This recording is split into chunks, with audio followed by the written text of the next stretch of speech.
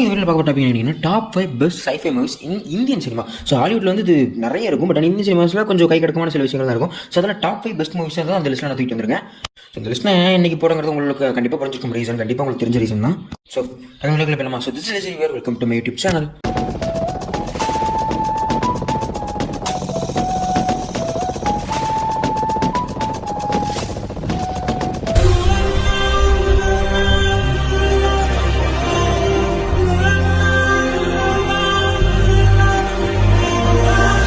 சொல்கிறதா இந்த லிஸ்ட்டில் இருக்கிறது வந்து என்னோட பர்சனல் ஒப்பீனியன் தாண்டி அது வந்து வேறு எதுவுமே இல்லை. எனக்கு அப்புறம் அப்படி ஃபீல் ஆச்சுங்கிறது பொறுத்து தான் நான் அந்த லிஸ்ட்டுக்குள்ள வச்சிருக்கேன். எனக்கு வந்து உங்களோட கண்டிப்பாக சொல்லியிருப்பாங்க. இப்போ வீடியோக்குள்ள போயிடலாம். ரெண்டு மூவி வச்சிருக்கேன். ஸோ ரெண்டுமே கிட்டத்தட்ட ஒரே மாதிரியான மூவி தான். ஒன்று வந்து அண்டர் எக்ஸம் 9000 kmh. இந்த படத்தோட கான்செப்ட் சொல்லணும்னா வருண் தேஜ் தேவங்க ஒரு கேரக்டர் பண்ணியிருப்பார். ஸோ அவர் வந்து ஒரு சேட்டலைட் வந்து அனுப்பிச்சிருந்தாங்க இந்தியாவில் வந்து. அது வந்து ஒரு ஃபெயில் ஆனதுக்கப்புறம் வாழ்க்கையில் ஒரு பெரிய ட்ராஜடி நடந்துடும். ஸோ அதனால் அவர் வந்து ரிட்டையர் ஆகி போயிருந்திருப்பார், ஒரு ரிட்டையர் ஆஸ்ட்ரோனட்டாக நடிச்சிருப்பார். ஸோ அதுக்கப்புறம் இந்தியா மறுபடியும் ஒரு சேட்டலைட் எடுப்பேன். அந்த சேட்டலைட்டுக்கு ஒரு சிக்னல் வந்து கட் ஆகும். பட் ஆனால் இந்த சேட்டலைட் என்ன நடக்கும்னா பூமி பக்கத்தில் இருக்கிறதுனால இது சிக்னல் கட்டாகி சுற்றிட்டு இருக்கிறதுனால இன்னொரு மிகப்பெரிய கண்ட்ரியோட சேட்டலைட்டோட மோதக்கூடிய நிலைமையில வரும். அண்ட் அப்படி ஒரு மோதிச்சுன்னா வேர்ல்டு ஒரு பிளாக் அவுட் கிரியேட் ஆயிரும். ஸோ அதை சரி பண்ணணும், ஒரு செயின் ரியாக்ஷன் நடந்து பிளாக் அவுட்டாகவே மாறிடும். ஸோ அதை சரி பண்ணணும் அப்படிங்கிற ஒரு விஷயத்துக்காக தான் நம்ம தேவை திரும்ப கூட்டுவாங்க. அதுக்கப்புறம் இவங்களும் புது டீமோ சேர்ந்து அந்த விஷயத்தை சரி பண்ணாங்களா இல்லையா, மத ஒரு சேட்டலைட் அப்படின்னா இல்லையா, அதோட நிலைமை என்ன ஆச்சு அப்படிங்கிற ஒரு ரிசல்ட்லாம் கொடுக்க தான் அந்த படத்தை ட்ரை பண்ணியிருப்பாங்க. ஒரு கான்செப்டே கேட்கும்போது நல்லா இருக்கும், பட் ஆனால் எக்ஸிகூஷன் இந்த படத்துக்கு ரொம்ப சுமாராக தான் இருக்கும். லிட்டரலி சொல்லணும்னா அடுத்தடுத்து என்ன சீக்வன்ஸ் நடக்குங்கிறது ஈஸியாக கெஸபிளாக அமைஞ்சிருக்கும். ஈஸி கெஸபிள்னா இந்த படத்தோட கிளைமேக்ஸ் வந்து எப்படி முடிய போகுதுங்கிறத நம்ம படத்தோட செகண்ட் ஹாஃப், அதாவது இன்டர்வல் சீக்வன்ஸ் முடிஞ்ச ஒரு கண்டுபிடிச்சிருவோம். ஸோ அப்படி ஒரு சீக்வன்ஸ் இருக்கிற சமயத்தில் இந்த படம் கிரிப்பாக உட்கார சமயத்தில் நம்மளால இந்த படத்துக்கு கனெக்ட் ஆக முடியாது. ஸோ எமோஷனலாகவும் சரி வளர்ந்தாலும் சரி எந்த ஒரு விஷயத்துலையுமே கனெக்ட் ஆக முடியாது. அதையும் தாண்டி இந்த படத்தோட கிளைமேக்ஸ் வந்து கெஸபிளாக இருக்கிறதுனால இவங்க வந்து அந்த சீட் எஜ்ஜில் உட்காந்து பார்க்கணுங்கிற மாதிரி ஒரு கிரிப்பான சீக்வன்ஸாக கொடுக்க ட்ரை பண்ணியிருப்பாங்க. ஆனால் படம் பார்க்கும்போது அப்படிலாம் இருக்காது, சீக்கிரம் முடிக்கணும் அப்படிங்கிற ஒரு ஃபீல் கண்டிப்பாக கொடுக்கும். பட் ஆனால் என்ன இந்த அளவுக்கு இருந்தாலும் இது வந்து ஒரு ஒன் டைம் வாட்சபிளான ஒரு நல்ல சைஃபை, நல்ல சொல்ல முடியாது, ஓரளவுக்கு ஓகேவான ஒரு சைஃபை மூலியமாக ஃபீல் ஆயிருக்கும். நல்லா இருக்கும். டைம் கிடைச்சா செக் பண்ணி பாருங்க. நிறைய விஷயங்கள் உண்மையாக நல்லா டாக் பண்ணிடுவாங்க. பட் எக்ஸப்ட் நிறைய விஷயங்கள் ஈஸியாக அமைஞ்சிருக்கும். லைக் வந்து பார்க்கும்போது என்னடா ஆஸ்ட்ரோனட் வேலை பார்க்கறது இவ்வளோ ஈஸியாக, சேட்டலைட்லாம் இவ்வளோ ஈஸியாக சரி பண்ணிட்டு வந்துருவாங்களான்னு கேள்வி கேட்குற அளவுக்கும் சில சீக்வன்ஸ் இருந்திருக்கும். பட் இருந்தாலுமே கூட இது ஒரு ஒன் டைம் வாட்சபிளான ஒரு ஃபன் வாட்சுங்கிற மாதிரி சொல்லலாம். ஸோ டைம் கிடைச்சா செக் பண்ணி பாருங்க. இதை வந்து இதே லிஸ்ட்டில் வச்சிருக்க மூவி இதே மாதிரியான ஒரு கான்செப்ட் தான் டிக் டிக் டிக். அதாவது நம்ம ஜெயம் ரவியோட மூவி பார்த்தீங்களா. ஸோ இந்த மூவி பற்றி சொல்லணும்னா இந்த மூவி கிட்டத்தட்ட அதே மாதிரியான ஒரு விஷயம் தான். இவர் வந்து ஒரு ஆர்டிஸ்டாக இருப்பார். ஸோ இவரை வச்சு நம்ம இந்தியாவை தாக்க வரக்கூடிய ஒரு ஆஸ்ட்ராய்டை அழிக்கிறதுக்காக அவங்க கிளம்பி போவாங்க. அதுக்கப்புறம் என்ன ஆச்சு, இவங்க அடுத்தாங்களா இல்லையா, அந்த அதை அழிக்கிறதுக்கான பவர் வெப்பன் இவங்களுக்கு கிடைச்சதா இல்லையா, எனக்கு கிடைச்சதுக்கப்புறம் என்ன பண்ணாங்க அப்படிங்கிற ஒரு கான்செப்ட் படம் மூவ் ஆயிருக்கும். அண்ட் இந்த படத்துக்கும் சேம் அந்த படம் மாதிரி தான். என்னதான் இருந்தாலும் இந்த படத்தோட எக்ஸிகூஷன் ரொம்ப இதாக தான் இருக்கும். நிறைய சீக்வன்ஸ்ல வந்து பார்த்தீங்கன்னா இந்த ஆஸ்ட்ரோனட் வந்து மேலே ஸ்பேஸில் போய் அங்கே வச்சு சரக்கு வச்சு குடிக்கிற சீக்வன்ஸ் எல்லாமே நிறைய லாஜிக் மிஸ்டேக்ஸ் ஆனதையும் தாண்டி நிறைய கிரிட்டிக்கல் மிஸ்டேக்ஸும் அதிகமாக நடந்திருக்கும். அதுவும் முக்கியமாக டெக்னிக்கல் மிஸ்டேக்ஸ்லாம் அந்த படத்தில் சொல்ல வேண்டியது இல்லை, சமயம் நிறைய கண்டுபிடிக்கலாம். பட் இருந்தாலும் இது வந்து என்ன சொல்லணும்னா அந்த புதுசில் இது ஒரு ஃபர்ஸ்ட் ட்ரை. ஸோ கொஞ்சம் பார்த்து விட்டுலாமேங்கிற மாதிரி நிறைய பேர் சொன்னால இந்த படம் தப்பிச்சுது. பட் இருந்தாலும் இது ஒரு ஓரளவு இதுவும் ஃபன் வாட்ச் மாதிரி தான். டைம் கிடைச்சா இந்த ரெண்டு படத்தையும் செக் பண்ணி பாருங்க. But still it's 2 movies okay are below ஆவரேஜ்ல அந்த மாதிரி லிஸ்ட்ல தான் வருது. நம்ம தான் ஜெயிக்கணும்.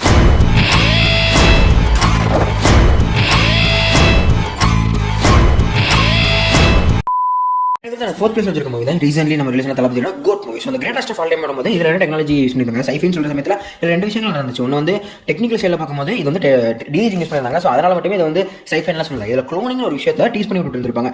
அதாவது டீஸ் பண்ணி மட்டும் விட்டு இருந்திருப்பாங்க. ஸோ கம்ப்ளீட் நாட் க்ளோனிங்காக வந்துச்சு. அந்த படத்தை நான் லிஸ்ட்டில் வேற எங்கேயும் கூட வச்சிருக்கலாம். பட் ஆனால் இந்த படத்தில் வந்து அந்த க்ளோனிங் ஒரு விஷயத்தை டீஸ் பண்ணி ஒரு 2-3 இடத்துல மட்டும் அதுக்கான லீட் கொடுத்து விட்டதுனால அதை பற்றி ஃபோர்த் பிளேஸ் வச்சிருக்கேன். அந்த படத்தில் அதே மாதிரி சொல்லணும்னா ஒரு சைஃபை முன்னும் போகிற சமயத்தில் அந்த க்ளோனிங் விஷயத்தை வச்சு ஏகப்பட்ட விஷயங்கள் விளையாடலாம். பட் ஆனால் இது ஒரு கமர்ஷியலான ஆஸ்பெக்ட் எடுத்து அதுக்கேற்ற மாதிரி ஒரு ஃபேன் சர்வீஸ் மூவி கொடுக்க தான் ட்ரை பண்ணிருக்காங்க. ஸோ இட்ஸ் கம்ப்ளீட் ஒரு ஃபேன் சர்வீஸ் மூமெண்ட் அப்படிங்கிற ஒரு விஷயத்தினால இந்த படத்தை நான் ஃபோர்த் பிளேஸ் வச்சிருக்கேன்.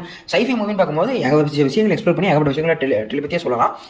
ஸோ இந்த மூவி அந்த மாதிரி எந்த விஷயங்களுமே சொல்லலாம். க்ளோனிங் ஒரு விஷயத்தை எடுத்துட்டு அது சும்மா பெர்ஸ்பெக்டிவா ஒரு ஃபேன் சர்வீஸ் மூமெண்ட் தான் கொடுக்க ட்ரை பண்ணிருக்காங்க. அது தவிர்த்து வேறு எதுவும் இல்லைங்க அப்படினால அந்த படத்தை ஃபோர்த் பிளேஸ் வச்சிருக்கேன். அண்ட் ஸ்டில் இன்னொரு ரீசனாக நான் சொல்லணும்னா க்ளோனிங் ஒரு விஷயத்தை படத்தில் கம்ப்ளீட்டாக யூஸ் பண்ணியிருக்க மாட்டாங்க. டிக் டிக் டிக்லேருந்து அதுக்கு முன்னாடி சொல்கிற மூவி அண்ட் இந்த லிஸ்ட்டில் கூட மற்ற மூவிஸ்லாம் கம்பேர் பண்ணும்போது இந்த சைஃபை அப்படி ஒரு விஷயம் அந்த படத்தோட கம்ப்ளீட்டான ஃபுல் அண்ட் ஃபுல் வந்திருக்காது. ஸோ அதனால அந்த படத்தை நான் வந்து ஃபோர்த் பிளேஸ் வச்சிருக்கேன். எனக்கு வந்து மேபி இந்த படத்தில் பார்ட் 2 வந்துச்சுன்னா வரும் நான் நம்புறேன். ஸோ வந்துச்சுன்னா அந்த மூவி கம்ப்ளீட்டான சைஃபை மூவியாக ஒரு பெட்டரான மூவியாக இருக்கிற வாய்ப்பு இருக்குது. ஸோ வெயிட் பண்ணி பார்க்கலாம். எவ்வளோ வயசான என்ன, the lion is always a lion. Okay, இந்த லிஸ்ட் நான் தேர்ட் பிளேஸ் வச்சிருக்கோம் தான் கல்கி 2890 நிறைய பேர் இந்த படத்தை பார்த்துருப்பீங்க. ஸோ கண்டிப்பாக கமலஹாசன் சார்க்காவது நிறைய பேர் இந்த படத்தை பார்த்துருப்பீங்களா. ஸோ இந்த படத்தில் கான்செப்ட் சிம்பிள் தான். ஸோ கண்டிப்பாக ஒரு வில்ல வந்து உலகத்தில் நிறைய கிட்டத்தட்ட பண்ணிட்டு இருக்காங்க. ஆக்சுவலி நம்ம நேச்சரையே அவன் கடத்திட்டு போய் உலகத்துக்கு மனிதர்களுக்கு 8வது இடத்துல வைக்கிறான். ஸோ இன்னைக்கு நம்ம நேச்சரை ஈஸியாக பார்க்கக்கூடிய காற்று, நிலம், மரம், செடி, கொடி, தண்ணி, பசுமையான பழங்கள் எல்லாமே கண்ணு கெட்ட தூரத்தில் இருக்குது. ஆனால் நினைச்சாலும் எட்டி கூட பிடிக்க முடியாத ஒரு இடத்துல கொண்டு போய் நம்ம வில்ல வைக்கிறான். ஸோ அங்கிருந்து இவனை எதிர்த்து உலகத்தை காப்பாற்றுறதுக்காக திரும்ப நம்ம கடவுள் பூமிக்கு வர அப்படிங்கிற ஒரு கான்செப்ட் அப்புறம் மூவ் இருந்திருக்கும். ஸோ லிட்டரலி இந்த படத்தில் வந்து எனக்கு கூட ஃபீல் இருக்குன்னா இது வந்து ஃபியூரியஸ் அண்ட் மேன் மேக்ஸ் ஸ்டைலில் மூவ் பண்ணியிருக்கலாம். லைக் 6000 வருஷம் கழிச்சு நடக்கக்கூடிய ஒரு போஸ்ட் அப்போகலிப்டிக் மூவி அப்படின்னு சொல்ற சமயத்தில் நம்ம இன்னைக்கு வந்து தண்ணி உதாசனப்படுத்தணும். தண்ணியை எவனா காசு கொடுத்து தண்ணி விற்றா கூட நம்ம கேள்வி கேட்கறது இல்லை. மரத்தை அழிக்கிறோம், காடு அழிக்கிறோம், செடி அழிக்கிறோம், பழத்தை அழிக்கிறோம், என்னென்ன பண்ணுறோம், பழத்தெல்லாம் டென்டனாக வேஸ்ட் பண்ணிட்டு இருக்கோம், ஃபுட்ஸே டென்டனாக வேஸ்ட் பண்ணிட்டு இருக்கோம். ஸோ அதெல்லாம் ஒரு விழிப்புணர்வு இருக்கிற மாதிரி 6000 வருஷம் கழிச்சு தண்ணிக்கு இவ்வளோ கஷ்டப்படுறோம், காற்றுக்கு இவ்வளோ கஷ்டப்படுறோம், காற்றே காசு கொடுத்து தான் சுவாசிக்க வேண்டியதாக இருக்குது, தண்ணிக்கு காசு கொடுத்து வாங்க வேண்டியதாக இருக்குது, சாப்பாட்டுலேருந்து எல்லாமே இந்த மாதிரி ஒரு விஷயத்தில் தான் மூவ் ஆகுது அப்படிங்கிற ஒரு சுச்சுவேஷன் கொண்டு போகிற சமயத்தில் அந்த இடத்த யோசிச்சு படம் பார்க்குற நம்மளுக்கு வந்து ஐயோ இப்போ இருக்கிற சுச்சுவேஷன்ஸ் அப்படியே பாதுகாத்து வச்சுக்க ட்ரை பண்ணணும் அப்படிங்கிற ஒரு ஃபீல் கொடுத்துருந்துருக்கணும். பட் ஆனால் அந்த படத்தை அப்படி மூவ் பண்ணாமல் இதை லைக் லிட்டரலி அந்த மகாபாரதத்தை கூட கனெக்ட் பண்ணிட்டு வேற ஒரு சேனல் கொண்டு போய் ட்ரை பண்ணிட்டாங்க. பட் அதுவுமே நல்லா இருக்கும். நான் சொன்ன இந்த சீக்வன்ஸ் வந்து மைனரான ரோல்லாம் ப்ளே பண்ணியிருக்கோம். பட் ஆனால் படத்தில் ஒரு மேஜரான ரோல் ப்ளே பண்ணியிருந்துச்சா கண்டிப்பாக ஒரு நல்ல அசெக்டாக ஃபீல் ஆயிருந்திருக்கும். பட் இருந்தாலுமே கூட இப்போவுமே குறை சொல்ல முடியாது. இந்த மகாபாரத கதையெல்லாம் கொண்டு வரது ஒரு பிகாஸ் நிறைய பேருக்கு இன்னைக்கு இருக்கிற ஜென்ரேஷனுக்கு மகாபாரதம் என்னென்ன தெரியாம நிறைய பேர் சுத்திட்டு இருக்காங்க. அவங்களை பார்த்தாலே கொட்டணும் தான் தோணும். பட் இருந்தாலும் அது தெரிஞ்சுக்க வேண்டிய ஒரு கதை தான். பட் இருந்தாலும் அது வந்து இந்த மத போதனை தண்ணி தெரிஞ்சுக்கிற மாதிரி சில பேர் பண்ணுவாங்க, அது வேற கதை. பட் ஸ்டில் அதெல்லாம் தாண்டி பார்த்தா மகாபாரதம், ராமாயணம் எல்லாம் படிக்கக்கூடிய கேட்கக்கூடிய ஒரு நல்ல கதைகளை தான் ஃபீல் ஆகும். லைக் பொன்னியின் செல்வன் புக்கா படிக்கவும் நல்லா இருந்துச்சு. அந்த மாதிரியான கான்செப்ட் தான். அந்த வகையில் பார்க்கும்போது இந்த படம் வந்து அந்த படத்தை பார்க்கும்போது இந்த சைஃபை மூவி தான் அடிச்சு சொல்ற மாதிரி நிறைய விஷயங்கள் நடக்கும். அவங்க யூஸ் பண்ணுற டெக்னிக்கல் அண்ட் பார்க்கக்கூடிய விஷுவல்ஸ் வந்து எல்லா விஷயங்களுமே உண்மை செம்ம சைஃபையாக கொடுத்துருப்பாங்க. லிட்டரலி போஸ்ட் அப்போகலிப்டிக் அப்புறம் வாழ்க்கை எப்படி இருக்கு அப்படிங்கிறது ஒரு சைஃபை மூவியாக தான் லிட்டரலி மூவ் ஆயிருக்கும். ஸோ அந்த படத்தை மிஸ் பண்ணிங்கன்னா கண்டிப்பாக பாருங்க, இன்னும் நல்லாவே இருந்திருக்கும். இந்த படத்தோட பாட்டுக்கும் நான் வெயிட் பண்ணிட்டு தான் இருக்கேன். புது பிரபஞ்சம் வந்துகிட்டு இருக்கு.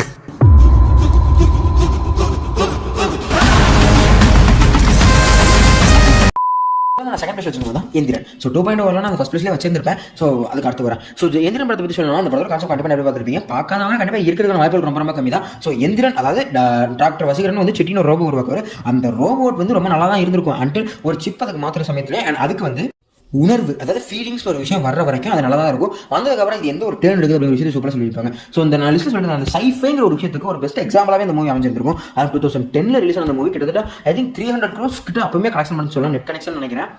அந்தளவுக்கு ஒரு பிரில்லியன்டான மூவி தான் இருக்கும். அதான் நான் சொன்ன மாதிரி சிம்பிளாக சொல்லணும்னா இந்த படத்தில் ஒர்க் பண்ண எல்லா ஒர்க்கர்ஸோட பீக் தான் அந்த மூவின்னு சொல்லிட்டுலாம். அது ஏஆர் ரஹ்மானாக இருக்கட்டும், நம்ம சங்கர் சாராக இருக்கட்டும், நம்ம ரஜினி சாராக இருக்கட்டும், இந்த படத்தில் ஒர்க் பண்ண எல்லா டெக்னீஷியன்ஸோட பீக் ஒர்க் தான் இந்த எந்திரன் மூவி. சிம்பிளான வேர்டு அவ்வளோதான். அவ்வளோ பெர்ஃபெக்டாக பண்ணியிருப்பாங்க. அந்த படத்தில் கூட ஏகப்பட்ட விஷயங்கள் ஒவ்வொரு சீக்வன்ஸும் அவ்வளோ செலவு பண்ணி எடுத்துருக்காங்கிறது கண்ணு முன்னாடி செஞ்சுட்டு போகிறோம். ஏகப்பட்ட ஃபைட் சீக்வன்ஸ் வந்து ஏகப்பட்ட சீக்வன்ஸ் இந்த படத்தில் இதை எப்படிலாம் எடுத்திருப்பாங்க, இந்த டேரக்டர் எப்படி புல் ஆஃப் பண்ணியிருப்பாரு, விஎஃப்எக்ஸ் டீம் அந்த காலத்தில் எப்படி இதை மேடிவன் பண்ணி இருந்திருப்பாங்க அப்படின்னு ஒரு கேள்வி இந்த படம் பார்க்கும்போது கண்டிப்பாக வந்துட்டு இருந்திருக்கும். ஸோ இப்படி ஒரு சீக்வன்ஸ் ஆடியன்ஸ் மைண்டில் வரணும் தான் இந்த மாதிரி அந்த படத்தை எடுத்து அப்படின்னு சொல்லி சங்கர் சார் ஏகப்பட்ட இன்ட்ரெஸ்ட் எடுத்திருப்பாரு. ஸோ அந்த அளவுக்கு ஒரு பெஸ்ட் அந்த மூவி அமைஞ்சிருக்கும். Coming to 2.0. ஸோ 2.0 லிட்டரலி அந்த மாதிரி தான் மூவ் ஆயிருந்திருக்கும். பட் இருந்தால் அங்கே என்ன பிரச்சனை தொக்கி நிற்கணும், கதை தான்.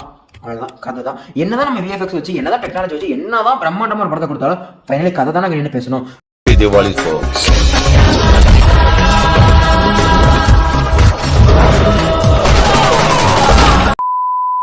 நான் ஸ்பெஷல் மென்ஷன் அதான் ஹாரர் மென்ஷன்ல ஸ்பெஷல் மென்ஷன் ஒரு மூவி சொல்லணும்னு நினைக்கிறேன். அதான் கார்கோ. 2019 ரிலீஸ் ஆன one of the sci-fi comedy movie தான். டைம் கிடைச்சா அந்த கார்கோ மூவியை கண்டிப்பாக செக் பண்ணி பாருங்க. இதனோட ஆப்ஷன் கேட்டீங்கன்னா 60-40 தான். உங்களுக்கு பிடிக்கலாம் பிடிக்காமலும் போகலாம். பட் ஆனால் கண்டிப்பாக ஒரு டைம் செக் பண்ணி பாருங்க. It's won't disappoint you. So time இருந்தால் கண்டிப்பாக அந்த கார்கோங்கிற மூவி செக் பண்ணி பாருங்க. ஒரு நல்ல ஃபீல் கொடுக்கக்கூடிய மூவியாக இருக்கும். அதே மாதிரி டிஃப்ரெண்டான சைஃபை மூவி பார்த்து ஃபீலும் கிடைக்க வாய்ப்புகள் இருக்கு. டைம் இருந்தால் செக் பண்ணி பாருங்க. நான் ஃபர்ஸ்ட் பிளேஸ் வச்சிருக்க மூவி தான் 24. ஸோ இந்த 24 மூவி வந்து ஒரு அண்டர் ரேட்டட் மூவி அப்படின்னு சொல்லிட்டு போயிடலாம். ஸோ பிகாஸ் இது இந்த காலகட்டத்தில் வந்திருந்தாலே தூக்கி கொண்டாடிப்பாங்க அப்படின்னு சொல்லலாம். என்ன பொறுத்த வரைக்கும் இது ஒரு வெல் மேட் சயின்ஸ் ஃபிக்ஷன் மூவின்னு சொல்லலாம். அதாவது சைஃபை அப்படிங்கிற ஒரு கான்செப்ட் இந்த கதையோட பெண்டாய் ஃபுல் அண்ட் ஃபுல் வந்திருக்கும். ஸோ இந்த படம் கண்டிப்பாக நிறைய பேர் பார்த்துருந்துருப்பீங்க. மிஸ் பண்ணி கண்டிப்பாக செக் பண்ணி பாருங்க. ஸோ பார்த்தா கான்செப்ட் நம்ம ஒரு சயின்டிஸ்ட் வந்து ஒரு 24 அப்படின்னு சொல்லி ஒரு வாட்ச் உருவாக்குறது, ஒரு டைம் டிராவல் வாட்ச். ஸோ அவரோட ஈவில் ட்வின் பிரதர் வந்து அவனை கொண்டுட்டு அந்த வாட்ச் எடுக்கணும்னு சொல்ற சமயத்தில் அதை வந்து நம்ம இந்த பிரதரை கண்டுபிடிச்ச சயின்டிஸ்ட் என்ன பண்ணா பையன் கூட வச்சு வேற ஒருத்தவங்க கொடுத்து அனுப்பிச்சிருவான். ஸோ ஃபியூச்சர்ல அந்த பையனுக்கு அந்த வாட்ச் கிடைச்சதுக்கு அப்புறம் அதை வச்சு அவன் நிறைய விஷயங்கள் செய்ய ஒரு அவனுக்கு அவங்க அப்பாக்கு என்னாச்சு அப்படிங்கிற விஷயம் ஒன்றும் தெரிய வர அதுக்கப்புறம் அவனே இந்த வாட்சை ஒரு டைம் டிராவல் வாட்சாவே மாத்திடுறான். ஸோ 24ங்கிற நேமுக்கு காரணம் அவங்க அப்பா வந்து எப்படி உருவாக்கிருப்பாங்க, வெறும் 24 மணி நேரம் மட்டும் தான் டைம் டிராவல் பண்ண முடியும்னு சொல்லி உருவாக்கிருப்பாரு. ஆனால் இதே ஒரு பையன் எப்படி உருவாக்கிருப்பாருன்னா நினைச்ச எந்த ஒரு காலத்துக்குமே டைம் டிராவல் பண்ண முடியும் அப்படிங்கிற மாதிரி உருவாக்கி கொண்டு போயிருப்பாரு. ஸோ இந்த படத்தில் வந்து நிறைய விஷயங்கள் ரொம்பவே நல்லா இருந்திருக்கும். வில்லன் வந்து சாவை தானே உருவாக்கிக்குவான். லிட்டரலி அதை அப்படியே விட்டுருந்தா எந்த ஒரு மூவ்மெண்ட் நடந்திருக்காது. பட் ஆனால் திரும்ப அந்த வாட்சுக்கு ஆசைப்பட்டு நம்ம ஹீரோ வந்து மேனிபுலேட் பண்ணி அந்த மாதிரி வாட்சை கிரியேட் பண்ண வச்சதுனால தான் வில்லனோட சாவு நடந்திருக்கும். நான் நீங்கள் படத்தை திரும்ப பார்த்தீங்கன்னா உங்களுக்கே புரிஞ்சு வந்திருக்கும். நடந்து போனதை அப்படியே விட்டுருந்தா கூட நம்ம வில்லன் வந்து செத்துருக்க மாட்டாரு, அவர் உயிரோட தான் இருந்திருப்பாரு. நம்ம சைனீஸ் மட்டும் தான் செத்துருப்பான். ஆனால் ஹீரோ வில்லன் திரும்ப பேராசப்பட்ட ஒரே காரணத்தினால தான் வில்லன் தாசாவை தானே எழுதி வச்சுட்டு அவன் திரும்ப ஃபிளாஷ்பேக் வந்திருப்பான். அண்ட் இந்த படத்தில் அந்த டேரக்டரோட ஒர்க் அண்ட் நம்ம சூர்யா சாரோட நடிப்பு வந்து செம்மையாக நினச்சமா சொல்லலாம். 3 கேரக்டர் ப்ளே பண்ணியிருப்பாரு. 3 கேரக்டருக்கும் பாடி லாங்குவேஜ்லேருந்து அந்த பேசுகிற ஒரு லுக்கு பேசுகிற விதம், பார்க்குற லுக்கு, அதாவது சொல்லுவாங்க நடை உடை பாவனைன்னு சொல்லிட்டு எல்லாத்தையுமே கம்ப்ளீட்டாக மாற்றி மூணு பேரும் வேற வேறு ஆளுங்கிறத ஸ்க்ரீனில் பார்க்கும்போது அவ்வளோ தெளிவாக கொடுத்துருப்பாங்க. அந்த டேரக்டருமே அந்த லுக் வைஸாகவே அந்த 3 பேர் வேறு ஆளுங்க அப்படிங்கிற விஷயத்தை கொடுக்க டைப் பண்ணிருப்பாரு. உண்மையிலுமே சூப்பராக இருந்திருக்கும். அந்த படத்துக்கு போட்ட பிஜிஎம்மும் உண்மையுமே மிரட்டி இருந்திருப்பாரு. ஸோ ஏஆர் ரஹ்மான் சார் உண்மையாக பிஜிஎம்மும் மிரட்டி இருந்திருப்பாப்புல. அண்ட் இந்த படத்தை இப்போ ரீசனாக கண்டிப்பாக நிறைய பேர் தூக்கி கொண்டு வர வாய்ப்புலாம் இருக்குது. ஸோ என்ன பொறுத்த வரைக்கும் ஒரு அண்டர்ரேட்டான ஃபிலிம் மாதிரி அடிக்கடி எனக்கு ஃபீல் ஆகும். பிகாஸ் இதுக்கு முன்னாடி பார்த்த படத்தோட இந்த படம் ஃபார் பெட்டராக இருக்கும். பிகாஸ் அந்த படத்தோட ஸ்டோரி அண்ட் ஸ்க்ரீன் பிளே கூடயே இந்த சைஃபை அப்படிங்கிற ஒரு ட்ரெயின் ட்ராவல் மிஷின் பெண்டாக வந்திருக்கும். ஸோ இந்த படத்தில் எங்கேயுமே தேவையில்லாம சைஃபை நிலச்ச மாதிரி இருந்திருக்கு. படத்தோட கதைக்கு தேவை அப்படிங்கிற விஷயத்தினால தான் சைஃபை உருவாக்கியிருப்பாங்க. ஸோ அது உண்மையாக நல்லாவே இருந்திருக்கும். ஸோ டைம் கிடச்சி அந்த படத்தை செக் பண்ணி பார்க்கலாம், நல்லாவே இருக்கும்.